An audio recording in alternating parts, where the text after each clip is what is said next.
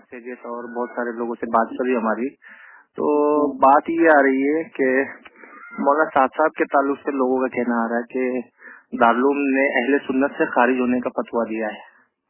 कहीं नहीं ऐसा है, अल्लाह अकबर। कहीं नहीं है। हमारी तरफ से जो तहरीर है वो नेट के ऊपर मौजूद है।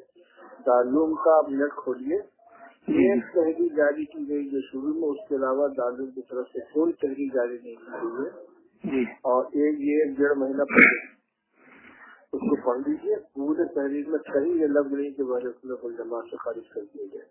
अच्छा है, असल बातें हैं, उन बातों के ऊपर एतराज किया गया है, लेकिन ये नहीं है कि उनको अहले सुन्नत वल जमात से खारिज करार दिया गया।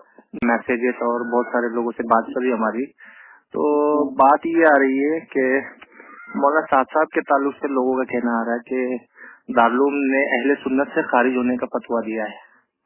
कहीं नहीं ऐसा है, अल्लाह अकबर। कहीं नहीं है। हमारी तरफ से जो तहरीर